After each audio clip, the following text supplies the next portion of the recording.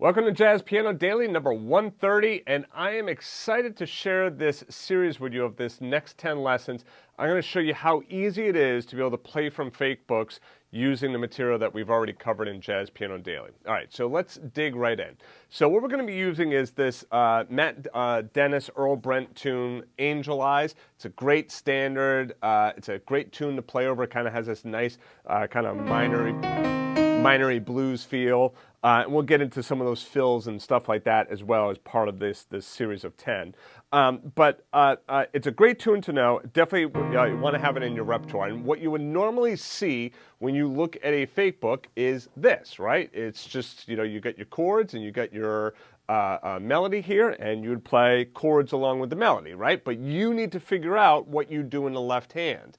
So that's the challenge. What do you do in the left hand? Now, the first thing is, there's kind of a difference between playing in a group, and when I say playing with a group, I mean playing with a bass player or playing solo. So for right now, we're going to kind of, skirt both of those lines there. And the playing that we're doing can be done for group or for solo. Right? We're going to start by, first of all, just getting down the melody. Right? So.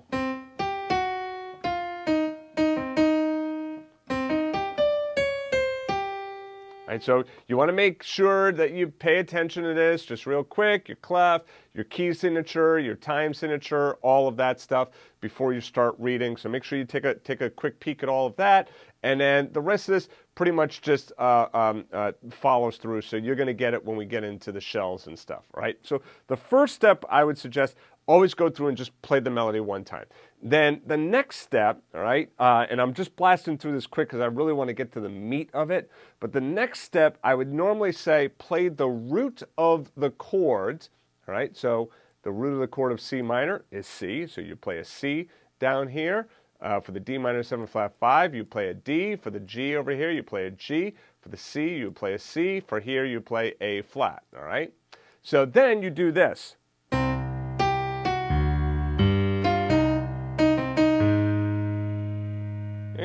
And let me just continue on the rest of this, just so you can hear what the rest of this sounds like with just the root down there.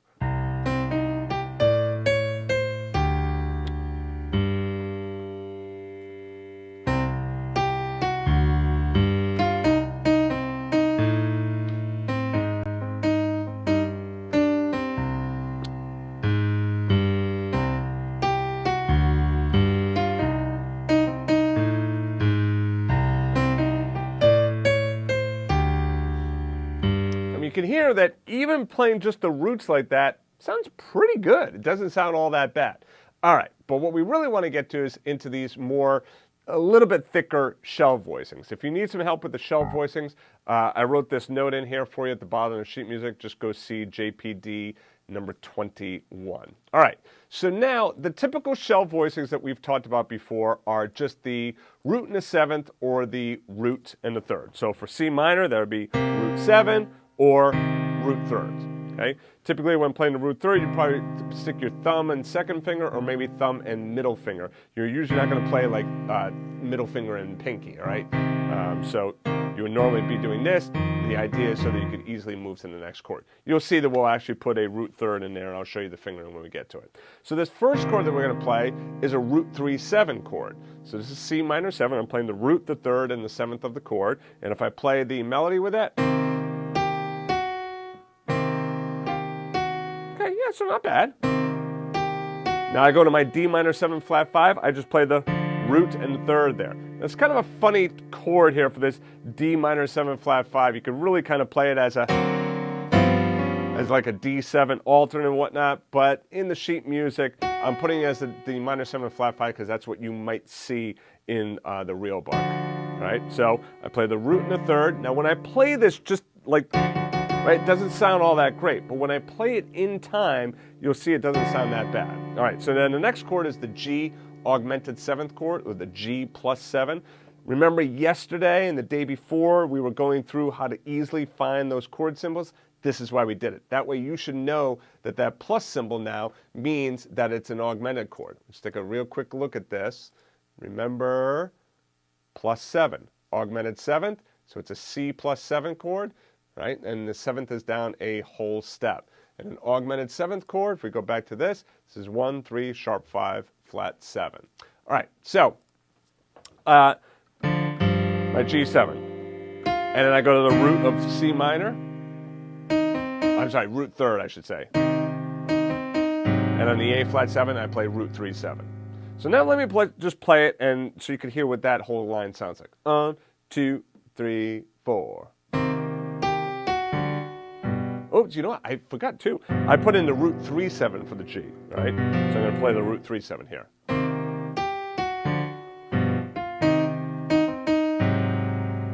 So pretty good.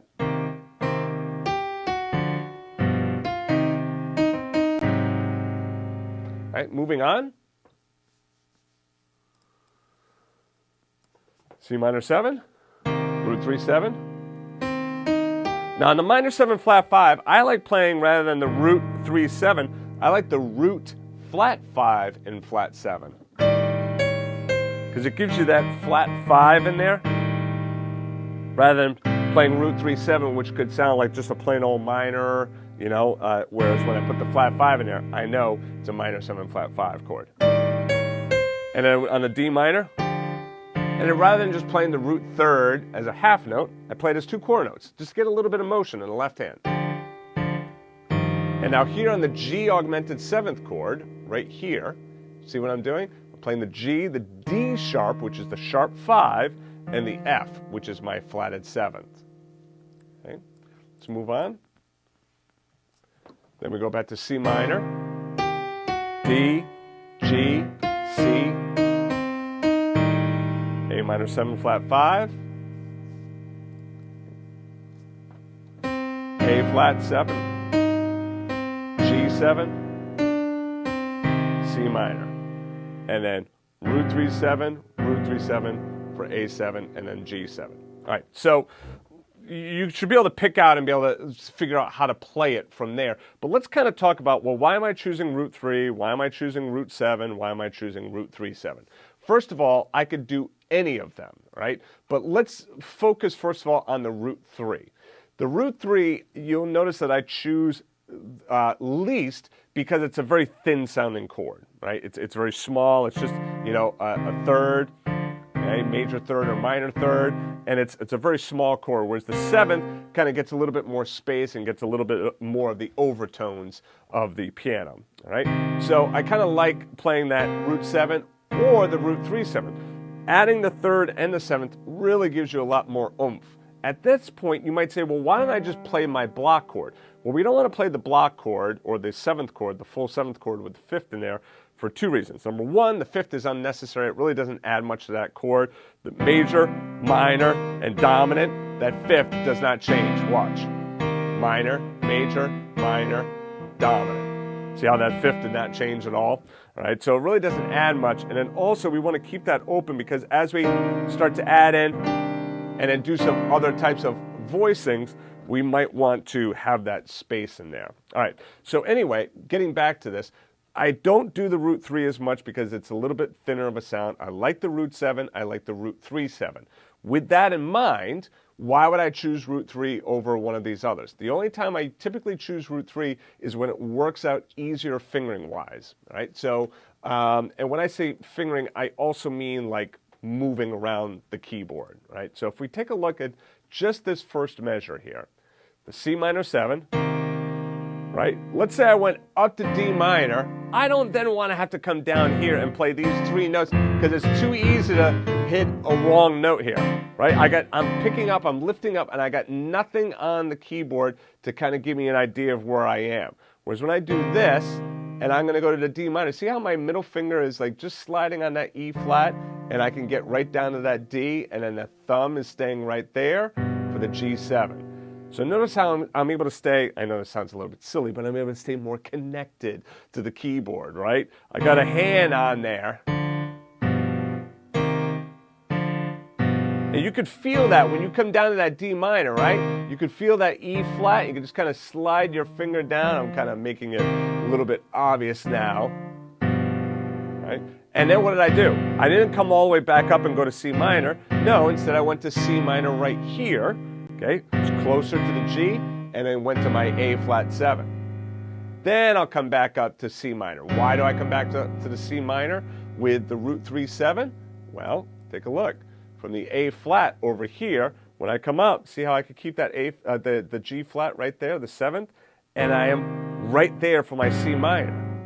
I could have gone to root 3 as well, but since I got that kind of grounding, then I'm able to get to that C minor chord without making a mistake. So a lot of times I'll choose the root 3/7 or the root 7, okay? And I'll just play the root 3 when it kind of makes a little bit more sense. All right, so what I'm going to do now is I'm just going to play the entire thing for you. I'm going to stop talking, and I'm just going to play it for you. I need to make this small so I have a chance to be able to see this myself. All right, so here you go. Remember, you have the sheet music you can download in the members area. Here we go.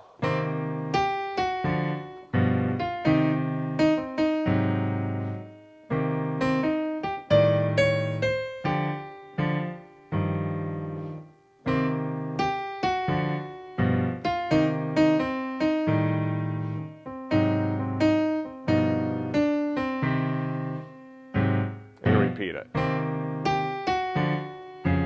Now, and if you want to end the tune, right, you just end on the C minor. Okay, so you hit the A flat, G, and then hit C minor. And this is where you could also go like A flat, G, and do like a C minor chord like that. That's my rootless C minor chord, and I could just play my octaves down there. I could even put the 5th in there. Or if you could make the stretch, go up to the 9th. Okay, get that nice minor sound. All right, so anyway, that is the first phase of playing from Fakebooks. What we're going to keep doing is we're going to keep coming back to this tune, but I'm going to keep adding on to it and giving you some more kind of goodies that you can unpack and bring into your own playing. All right, so that's it. I'll see you guys in the next lesson. To get the first 45 pages of music for free, just go back to jazzpianodaily.com. If you liked the video, please be sure to click the like button and also subscribe to the channel and turn on notifications. To watch the rest of the lessons in this series, just click on the playlist to the right of this arrow. Thanks for joining me, and I'll see you in the next video.